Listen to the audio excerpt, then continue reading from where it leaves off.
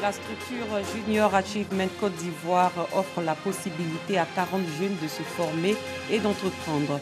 Au Brésil, des détenus sont mobilisés pour combattre les incendies au Pantanal. Bonsoir, vous suivez le 19h sur RTI 2. 40 jeunes vont voir leur projet financé au cours d'une période baptisée Une semaine pour entreprendre. Ils présentent leur plan aux institutions financières et bailleurs de fonds. Ces jeunes désireux d'entreprendre ont été formés en la matière par la structure Junior Achievement Côte d'Ivoire. Clément Bocco. Christelle Dodo est une jeune Ivoirienne qui veut promouvoir les cocktails diététiques pour une bonne santé de la population. Son projet, elle l'a baptisé Smoky. Elle le défend devant ce public constitué de banquiers et divers bailleurs de fonds. Mixage de fruits et légumes en même temps. Mais lorsque vous buvez, vous voyez la saveur et vous recevez les bienfaits de ces produits-là. Donc c'est tout cela qu'on veut promouvoir à travers nos boissons. Et ce que nous attendons de ce programme, c'est quoi? Naturellement, un financement pour nous aider à supporter les charges, pour nous aider à mettre le projet en place. Comme Christelle, d'autres jeunes également présents pour vendre leur projet devant le jury. Au cours de cette semaine dénommée Une semaine pour entreprendre, la structure Junior Achievement Côte d'Ivoire, initiatrice du projet en collaboration avec l'ambassade des États-Unis d'Amérique, entend promouvoir l'initiative des jeunes. C'est en fait le couronnement de plusieurs mois de formation qui a débuté depuis le mois de janvier dernier par une grosse campagne de sensibilisation à l'entrepreneuriat qui a formé 100 jeunes. Ils ont présenté leur modèle économique qui a été évalué par un jury indépendant. 40 ont été retenus, ont été formés à améliorer leur modèle économique et à pouvoir le chiffrer, donc avec un plan de financement clair. Et aujourd'hui, c'est l'occasion qui leur est offerte, grâce à un des modèles, de présenter leur projet, de le défendre devant des institutions financières, l'agence emploi jeune. L'enjeu aujourd'hui pour l'agence emploi jeune, c'est de vraiment écouter donc, les futurs bénéficiaires, examiner un peu les plans d'affaires, parce qu'aujourd'hui l'entrepreneuriat est un facteur important pour l'insertion professionnelle des jeunes en Côte d'Ivoire. Et au niveau de l'agence emploi jeune, nous accompagnons donc toutes ces personnes-là qui veulent entreprendre, pour se prendre en charge et également aussi participer donc, à l'économie du pays. Donc c'est une culture du crédit que moi j'essaye entre guillemets d'insuffler à ce groupe-là aujourd'hui.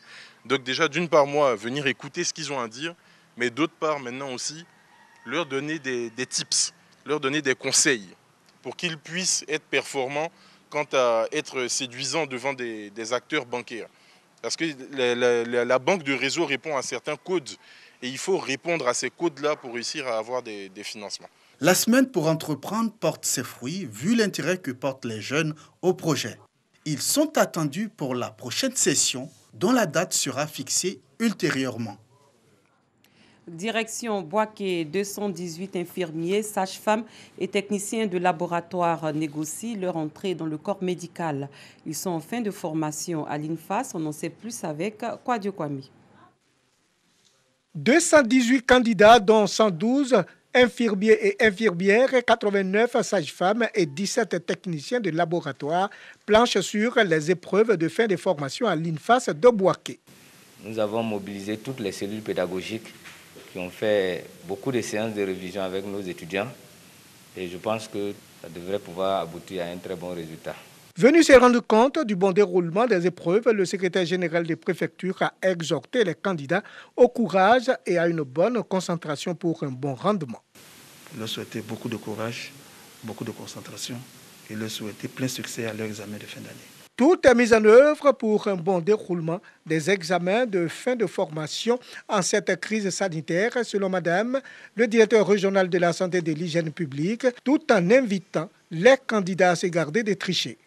Au niveau de la situation sanitaire, nous avons vu que ces conditions sont réunies, la distanciation et aussi les conditions de la sécurité des examens. La fraude et la santé ne font pas chemin ensemble. Entre autres sujets au programme, la gynécologie, la médecine et la pédiatrie. Les résultats sont prévus pour le 6 octobre prochain. Nous restons en santé. L'association des sages-femmes ivoiriennes s'agrandit. Elle vient de mettre en place une section dans la commune de Port-Boué. Une section pour améliorer les conditions de travail des sages-femmes afin qu'elles puissent offrir des prestations de qualité aux populations. C'est le centre polyvalent de Vridicité qui a abrité la cérémonie d'installation. Ami Koulibaly. Elles sont l'épine dorsale des systèmes de santé maternelle. Elles travaillent sans relâche dans les maternités, centres de santé souvent à domicile pour sauver la vie des mères et des nouveau-nés. Elles, ce sont les sages-femmes de la commune de Port-Boué qui ont décidé de se mettre ensemble pour la défense de leurs intérêts matériels et moraux. Elles ont été investies par la vice-présidente nationale de l'Association ivoirienne des sages-femmes ivoiriennes, ASFI. Là, il faut dire que c'est la tribune scientifique de la sage-femme. C'est l'ASFI qui encadre les sages-femmes pour les mettre à niveau. Vous savez, la médecine évolue chaque jour. C'est pour ça que vous avez constaté, l'ASFI fait partie de la Confédération internationale des sages-femmes et fait partie de la Fédération africaine des sages-femmes. Sans les femmes, ne sont plus sages-femmes. Sans nous, elles ne peuvent pas se soigner. Donc on est obligé de s'aimer. Et c'est ce qu'on essaie de faire pour aller vers elles. Quand nous sortons de la maternité, puis nous allons vers elles. Dans les villages, on va dans les villages pour les sensibiliser, pour leur dire voilà. N'ayez pas peur, venez accoucher, venez tous s'intéresser, accoucher, c'est plus sûr, c'est plus sain et vous êtes protégés sans aucun danger. Une mission difficile, mais pas impossible, a rassuré la présidente nouvellement investie qui entend s'appuyer sur l'apport de tous les membres de l'association pour relever le défi. Notre objectif premier, c'est de s'engager à réduire au maximum le décès maternel et néonatal. Et nous allons montrer à nos populations que nous sommes amis des femmes, nous sommes partenaires des femmes. La présidente nationale de l'Association ivoirienne des sages-femmes ivoiriennes a par la suite invité les populations à se débarrasser de certains préjugés qui mettent en mal l'image des sages-femmes. Pour elle, la sage-femme a pour mission d'offrir des prestations de qualité pour la bonne santé du couple mère-enfant. Après la santé, place à la culture. C'est l'étape finale du festival de Tafiré, une rencontre pour promouvoir le patrimoine culturel et artistique du peuple tagbana. Elle a lieu singulièrement dans les sous-préfectures de Niédié-Kaha, Badi-Kaha et Tafiri. Ce festival dénommé Woyoro en langue tagbana a pour objet de faire la promotion des danses sacrées ou des réjouissances des tagbana. Soro Corona. 22 villages du département de Niakara, région du Hambol, en compétition dans les danses de Nangboko et Sita. Le Sita et le Nangboko, danses du riche patrimoine culturel tagbana, en voie de disparition par manque de pratique par la jeune génération. Le Nangboko et le Sita, qui sont pour nous deux danses typiquement tagbana et qui sont en voie de disparition. Il a fallu que nous essayions ensemble de ressusciter ces danses-là en mettant en place l'idée de ce festival. Et je peux vous garantir que les années à venir, vous allez constater que le Nangboko, le Sita et d'autres danses vont renaître de leurs cendres afin d'affirmer notre fierté d'être tagbana. Le Wobélé Festival et Tafiré vient à point nommé. Ce rendez-vous culturel se positionne comme un moyen pour la valorisation et la sauvegarde de la gastronomie, des tenues vestimentaires et des danses tagbana. Ce festival a été pensé pour vraiment valoriser le riche patrimoine tafiré. Et ce riche patrimoine-là, il est, comme on l'a dit, multidimensionnel. C'est le sport, c'est la danse traditionnelle, c'est le savoir-faire culinaire, même cosmétique. La première édition du Wambélé Festival et Tafiré pour un coup d'essai a été un coup de maître selon le promoteur. Pendant 2 jours, les différents villages ont rivalisé d'ardeur pour s'attirer les faveurs du jury. Pour le Nangboko, c'est le quartier Soba de Tafiré qui a su convaincre les membres du jury. Niakara s'est classé première dans la danse Sita. Wambélé Festival et Tafiré, c'est aussi le sport. La 3e journée du championnat national de motocyclisme était aussi au programme. Parlons paix et harmonie. L'ONG Lune d'Afrique Côte d'Ivoire lance une caravane dénommée la caravane du mieux vivre ensemble. L'organisation entend parcourir les 31 régions du pays pour prêcher la paix et la cohésion sociale. La cérémonie de lancement a eu lieu au stade de la haute fréquence de la RTI. C'était en présence du secrétaire d'État chargé de la promotion des logements sociaux Nguessan Kofi Lataï et du représentant du ministre-gouverneur Begré Mambé. Clément Boukou. Parcourir les 31 régions du pays et les 2 districts autonomes pour prêcher la paix et la cohésion sociale. C'est l'objectif que s'est fixé l'Une d'Afrique, section Côte d'Ivoire, à travers le lancement de la caravane du Mieux Vivre Ensemble. La caravane du Mieux Vivre Ensemble qui invite tous les citoyens de Côte d'Ivoire, tous les Ivoiriens hors du territoire, tous les Africains à promouvoir la paix, à amorcer le développement du continent dans l'unité, dans la paix, dans la cohésion. Occasion pour la présidente d'honneur de l'Une d'Afrique internationale d'appeler les populations à s'approprier la culture de la paix. Nous abordons le dernier trimestre de l'année 2020, un trimestre jalonné par plusieurs élections présidentielles à travers l'Afrique. Chez nous en Côte d'Ivoire, elles sont prévues en octobre prochain. Vous avez donc compris mieux que quiconque qu'il ne faut pas attendre la nuit des longs couteaux pour vulgariser la paix, la cohésion sociale et le mieux vivre ensemble. Les parrains de la cérémonie, eux aussi, adhèrent à l'initiative. Mieux vivre ensemble, c'est vivre aux côtés de l'autre, de son prochain, sans distinction de sa couleur, de sa race, de sa religion, sans distinction d'appartenance politique. Vous faites œuvre utile et vous rejoignez Sénèque qui dit que l'homme n'est pas celui qui crée, mais celui dont l'œuvre contribue à l'évolution de l'humanité.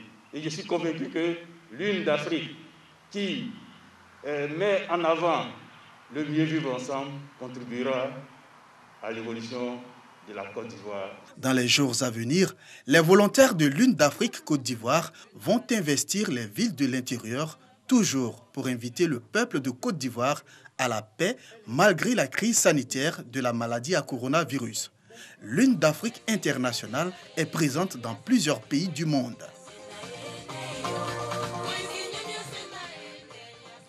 Hors de nos frontières, le Mali célèbre le 60e anniversaire de son indépendance cette année dans un climat à la fois d'incertitude et d'espoir. Hier, le colonel à la retraite Bandao a été nommé président de la transition et le colonel Assimi Goïta, chef de la junte, a été désigné comme son vice-président. Le 20 juin 1960, à Dakar, les couleurs françaises font place à celles d'un nouvel État, la Fédération du Mali, qui comprenait 2 anciennes colonies de l'Afrique occidentale française, le Soudan français et le Sénégal. Un mois plus tard, le Soudan français proclame à son tour son indépendance et sous la conduite de Modibo Keïta naît alors la République du Mali le 22 septembre 1960.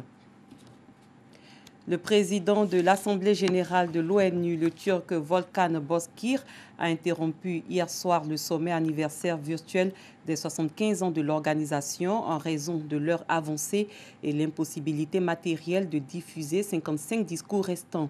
Il n'a donné aucune indication sur la date à laquelle ce sommet pourrait reprendre.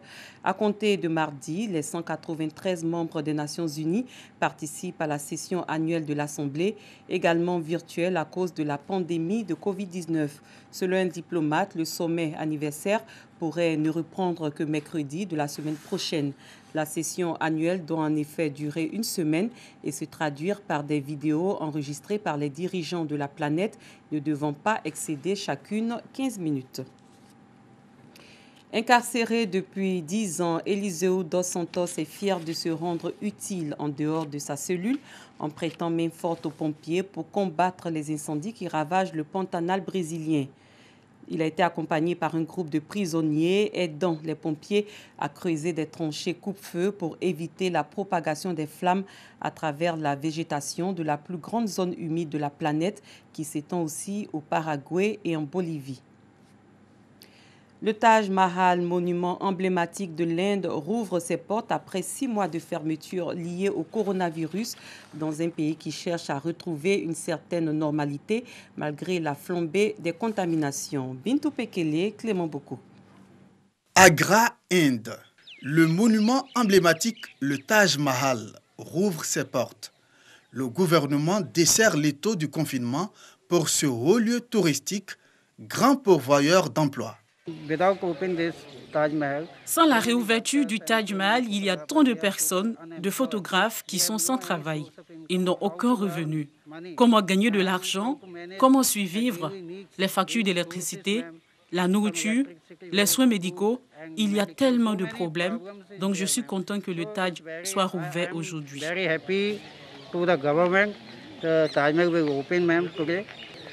Joyau architectural de l'art indo-islamique, il est le monument le plus visité du pays avec 7 millions d'entrées annuelles.